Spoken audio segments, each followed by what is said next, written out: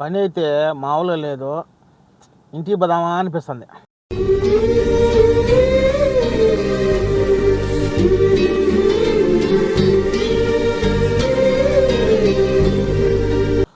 ఏమంటే ఇంట్లో సమస్యలు, అలాగే ఇంటికాడ బాకీలు చేసుకుని వచ్చినాము.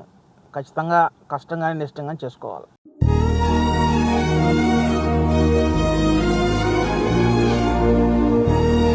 ఇలాంటప్పుడే ఇంటికి పోదామా అనిపిస్తుంది, ఫ్యామిలీ గుర్తొస్తుంది.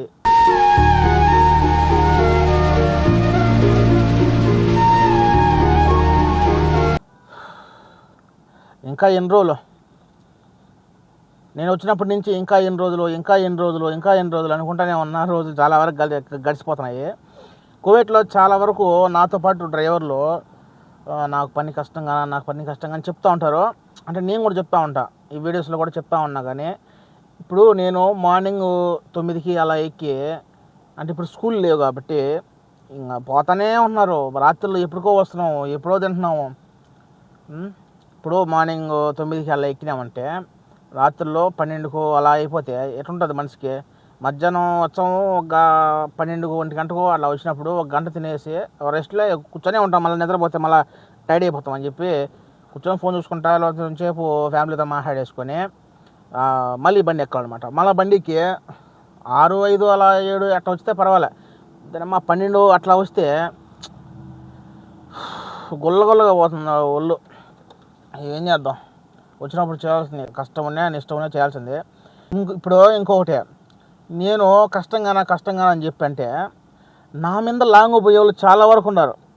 నా మీద ఇంకా లాంగ్ పోయేవాళ్ళు, ఇంకా డ్యూటీలు ఎక్కువ చేసేవాళ్ళు. ఒక్కొక్కరు ఇంట్లో ఒకరుంటే ఒకరికి 4 చేస్తారనమాట.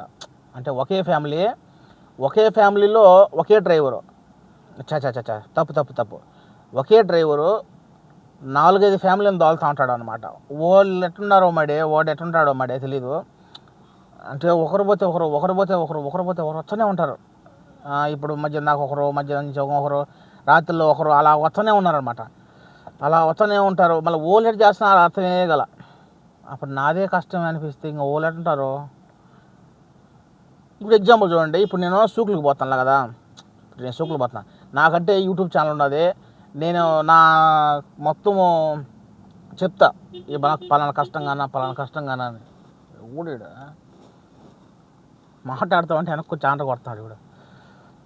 ఈ మాట నేను చెప్తా, ఎందుకంటే నాకు యూట్యూబ్ ఛానల్ ఉంది, నేను ఇన్స్టాగ్రామ్ ఉంది, టిక్టాక్ ఉంది, వాళ్ళతో చెప్పుకోగలుగుతా. కొంతమంది తెలియని వాళ్ళు, ఇలా ఇన్స్టాగ్రామ్ చేయని వాళ్ళు, ఛానల్లో పెట్టని వాళ్ళు ఎంతమంది ఉన్నారో. మనం అంటే తెలిసి పెడుతున్నాము మన కష్టం ఎలా ఉంటుందని. వాళ్ళు తెలియకుండా చాలా వరకు మగ్గిపోతానమాట డ్రైవర్లు. వాళ్ళు ఎట్టున్నారో నాకైతే అర్థం కల. ఈ ఎండకు ఇప్పుడైతే ఇంటికాడ ఎలా ఉన్నా తెలియదు, కానీ ఏడ మటుకు దుమ్మలేసిపోతున్నది ఎండ. అట్లా కూర్చొని బండ్లు ఇప్పుడు ఏడైతే ప్రస్తుతానికి గాలి చల్లగానే ఉండదు. ఈరోజు శుక్రవారం, ప్రస్తుతానికి బాగానే ఉంది ఇక్కడ. అంత ఎండ ఏం లేదు, మబ్బేసుకోండి, గాలి తోలుతుంది, దుమ్ములేసిండే. ఆ దుమ్ములేసిన వల్ల ఎండ అనిపిలా. అందుకే నేను బండి ఆపేసి అద్దాలు తెచ్చేసుకున్నా. ఇప్పుడు ఇది ప్రస్తుతానికి బాగుంది. ఇలాంటప్పుడే ఏందిరా ఎందుకు వచ్చినామో అనిపిస్తుంది. కొంతమంది ఇంటికాడ వాళ్ళకు మనం ఎప్పుడెప్పుడు కోటి పోవాలా అనిపిస్తుంది. ఇంటికాడ ఉన్నామనుకో ఎప్పుడెప్పుడు అనిపిస్తుంది కదా. ఇప్పుడు వీడికి వచ్చినాక ఎప్పుడైపోతుంది మన ఆకాము, ఎప్పుడైతే టికెట్ తీసుకుని వెళ్తాము అంటాం. ఇప్పుడైతే ఈ వారు జరిగిన టాంచి ఎప్పుడెప్పుడు ఫ్లైట్లు ఓపెన్ చేస్తామా పోదామా అని అన్నారు కొంతమంది. కొంతమంది వేస్తారు ఇంకో కేటగిరీ, ఎప్పుడైతే ఓపెన్ చేస్తారో పోతామో, మళ్ళీ వచ్చామో, అప్పుడు టికెట్లు ఎలా ఉంటాయో మళ్ళీ బాంబులు వచ్చాము, మళ్ళీ ఇంటికాడ ఎరకపోతామో అనేది ఆ రకంలో ఉన్నారనమాట. ఇప్పుడు ఇంటికాడ వాళ్ళు ఏం చేస్తారంటే, మనం ఇక్కడ ఎంత కష్టపడతా ఉంటే, అబ్బా మీకేం ఏసీలో బండ్లో తిరుగుతున్నారు అని అంటారు. అది కాక ఎప్పుడన్నా నెలకు ఒకసారి ఫోటోలు పెట్టి ఫేస్బుక్లో పెట్టామనుకో, ఫోటోలు తీసి, అబ్బా ఈయన మించిన వాళ్ళు లేడు ఈడే హీరో అనుకుంటారు. కానీ ఈడ చాలామంది ఎంత నరకేతన పడేది తెలియదు అనమాట. కొంతమంది బాత్రూమ్ కడుగుతా, కొంతమంది తోచా, కొంతమంది దివాన్లో పనిచేస్తా, డ్రైవర్లుగా పనిచేస్తా, కొట్టించుకుంటా, ఆకలితో ఉంటా, ఇన్ని చేస్తానే కానీ ఒక్కరోజు పోస్ట్ పెడితే అయిపోయి. అలా ఉంటుంది అనమాట. కువైట్లో గల్ఫ్ దేశాల్లో వచ్చే వాళ్ళంతా నాటకం అనమాట, ఏది నిజం కాదు. ఇలా ఉందన్నమాట కోయిట్లో. ఎండ అయితే దుమ్ములేసిపోతుంది. నా ముందు పక్క చూడ ఎంత ట్రాఫిక్ ఈరోజు, ఎంత ట్రాఫిక్ ఉండదంటే అంత ట్రాఫిక్ ఉండదు.